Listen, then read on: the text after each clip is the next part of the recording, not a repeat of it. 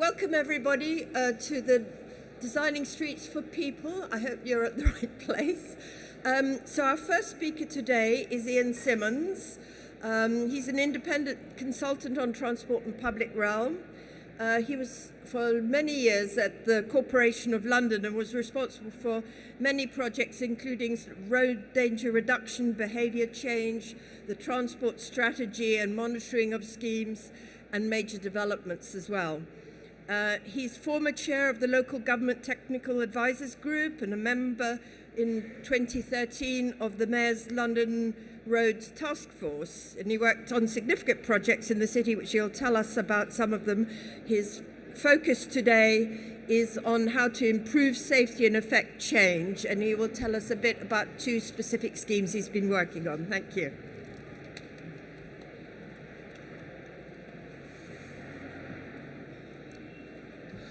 Good morning, everybody. I'm going to talk to you about how, the very first word on that key introduction, and how is really difficult to show you visually. So I'm going to have lots of product, pretty pictures to illustrate what I hope will be illuminating for you.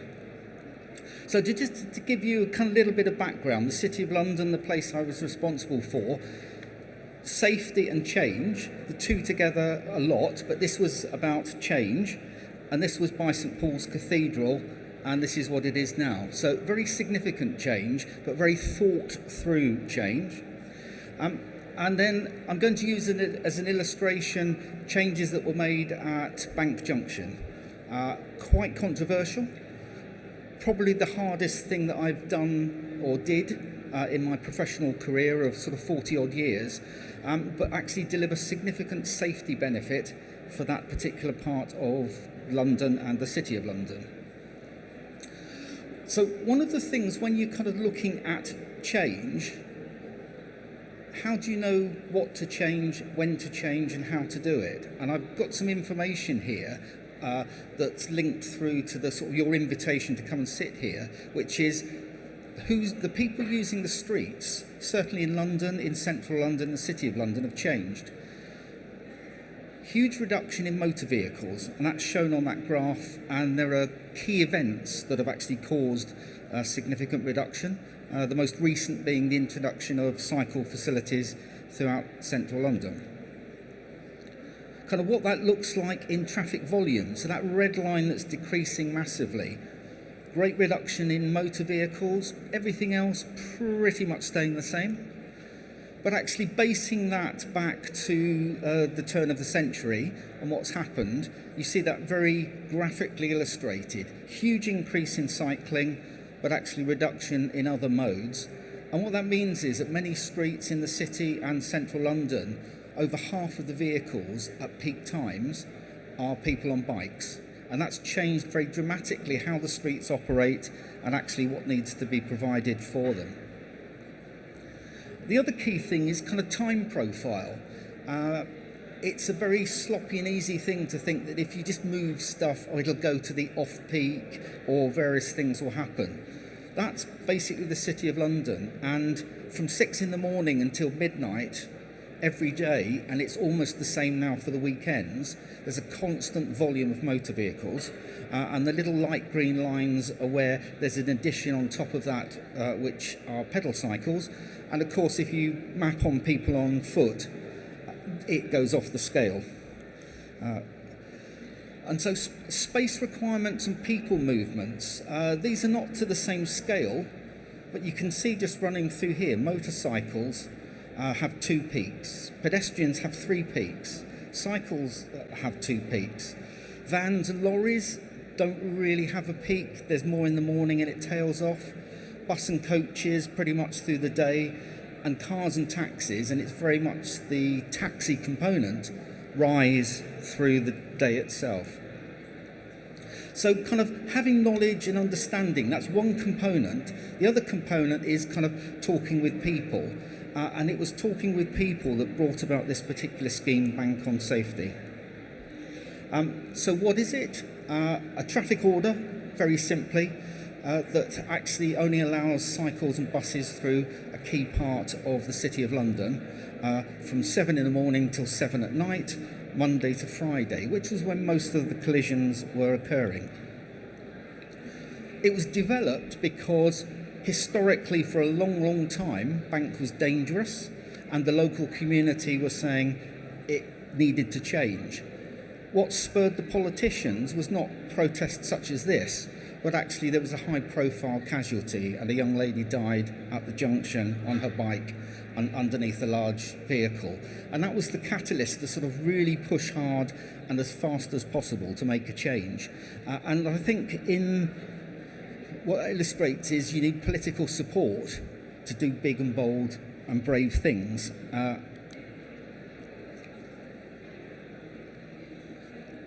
So the holistic nature, what I was involved with at the city was trying to do things that were holistic. So you're in one place and you try and wrap everything up as one, rather than just do a safety scheme or just do a cycling scheme or whatever. So in terms of, there were 4 key criteria. Was Bank going to be successful? Yes, had to reduce casualties, but deliveries, could the local community operate? Would it improve air quality? And a thing for London, and a thing for buses in particular, would it keep bus journey times the same or make them better?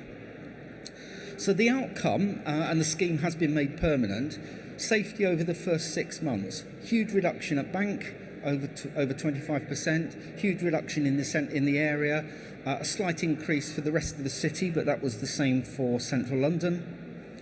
Massive improvement in air quality, and if you look at those graphs, you get to the right-hand side, something switches over. That's because one of the streets had a gas main go, we had to put the traffic back through Bank Junction, and all of a sudden, the air quality improvements just diminished right across the centre of the city. Bus journey times got better to the extent that buses going through Bank saved 5 minutes per bus. That equates to huge multi-million pounds a year benefit to Transport for London and the bus industry. And things like noise. So the noise before dominated by motor vehicles, engines, tyre noise.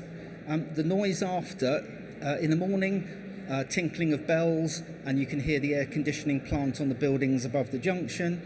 In the evening, you hear predominantly people talking, and particularly if it's Thursday or Friday, you hear lots of people talking and lots of people laughing. And they're the predominant sounds now at that location. It's easier to cross. And then one of the key things for me, engagement. It's really strong on this particular project, and another one that I'm going to show you. And I think for me, that's the how. Very often people take acceptance as good enough, and they focus on those who are going to object. The key part about engagement is you find out from people what's wrong, you gather their support, you almost build a supporters club, so that when the inevitable negative reaction comes from a user group like the taxis or a residential community, you actually have your supporters club that you can bring into play, and that actually helps the politicians who are dealing with negativity on one hand, and they can deal with positivity elsewhere. So, having done the experiment, the city's focused on making Bank a much better place. And there will be greater priority for pedestrians and pedestrian space. It's going to take my former colleagues about 5 years to achieve that, and that's still really quick. It took 5 years to achieve Bank on safety, and that's one of the things. Big things take time. My maxim is it's about 7 to 10 years to do things like this and to do them properly.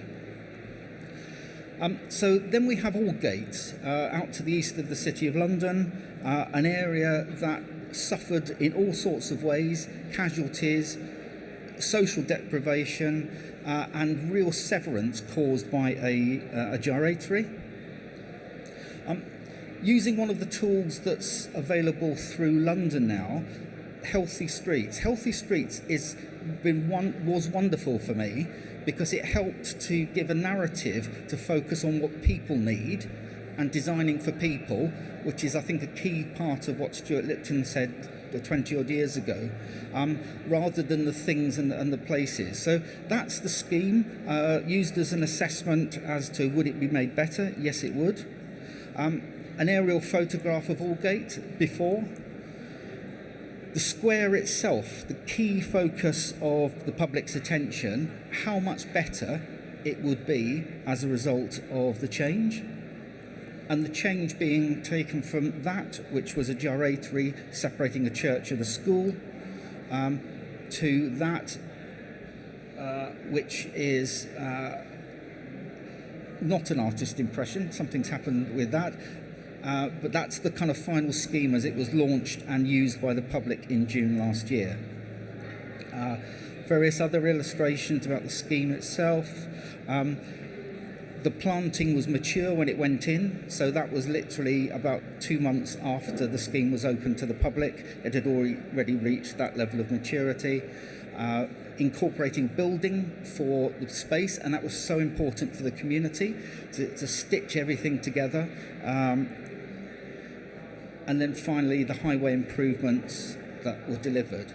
So it's a quick canter through. 4 key things that I would say on the how. It's really important to get your processes and governance right. Map out how to get to the end. So many people focus on product. They start designing things and then don't really have an understanding of how to get to the end and who will make the decisions. The engagement is absolutely fundamental for me. It's not consultation, it's genuine engagement. And if you start at the beginning, you can then actually stick with people all the way through. The Stuart Lipton point around it, create holistic teams. Don't try to keep things tight in one group.